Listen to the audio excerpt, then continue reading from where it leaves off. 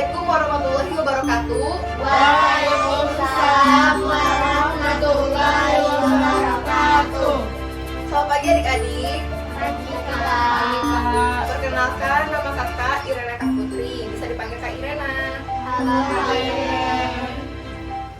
Nah, di sini kakak akan memberikan penyuluhan kepada adik-adik tentang kalkulus atau karang gigi. Nah, adik-adik ada yang punya karang gigi nggak? Nggak tahu Kak. Nggak, Kak.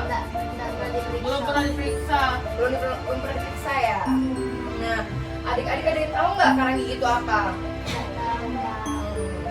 Kakak akan menjelaskan apa itu karang gigi. Nah, bisa adik-adik lihat di gambar ini. Ini contoh dari adanya karang gigi pada gigi. Lihat adik.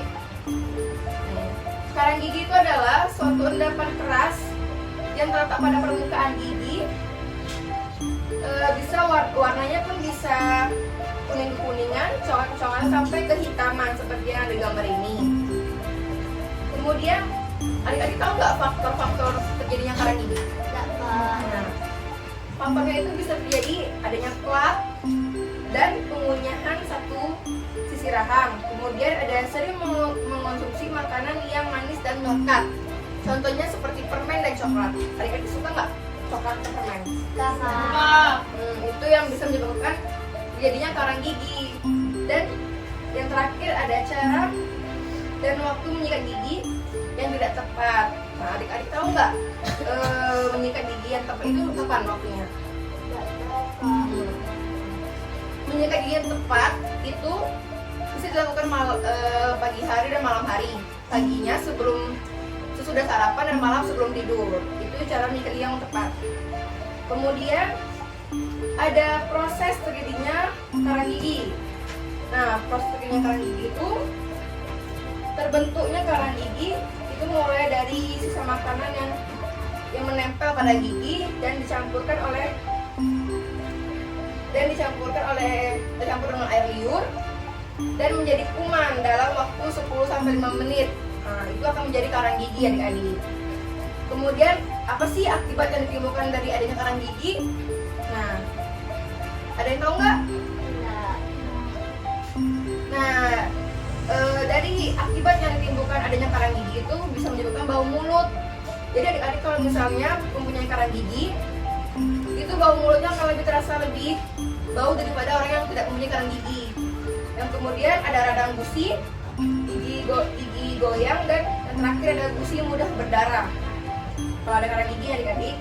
Kemudian yang terakhir adalah cara pencegahan dan perawatan karang gigi. Nah, kalau adik-adik ada karang gigi, bisa dilakukan pencegahan dan perawatannya dengan cara yang pertama, menyikat gigi dengan waktu yang tepat dan cara yang benar yang sudah kakak ajarkan tadi ya adik-adik, pagi, setelah sarapan dan malam sebelum tidur. Kemudian ada yang kedua ada memperbanyak makanan yang berserat dan berair. Contohnya seperti sayur dan buah-buahan. Adik-adik bisa mengonsumsi makanan itu ya di rumah. Nah, dan yang ketiga ada mengurangi makanan manis dan melekat. Nah, yang tadi nih adik-adik harus sering mengurangi makanan yang manis dan melekat. Contohnya tuh coklat dan permen. Ya adik-adik, agar giginya terhindar dari karang gigi dan juga bisa berlubang. Kemudian yang terakhir ada pemeriksaan pelayanan kesehatan gigi 6 bulan sekali. Nah, itu adik-adik bisa memeriksa gigi adik-adik agar sehat, memeriksa pelayanan kesehatan giginya selama 6 bulan sekali. Bisa ke klinik ataupun ke rumah sakit terdekat. Nah, itu dia penyuluhan dari kakak adik-adik tentang kalkulus dan karang gigi. Nah, sebelumnya adik-adik ada yang tahu tadi yang sudah kakak jelaskan pada waktu yang tepat kapan cara menyikat gigi yang tepat?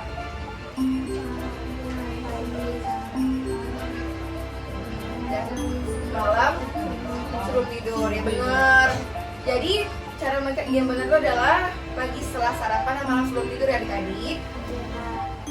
Kakak harap penyuluhan kakak ini bisa adik-adik terapkan di rumah dan bermanfaat bagi adik-adik. Nah, sekian penyuluhan dari kakak.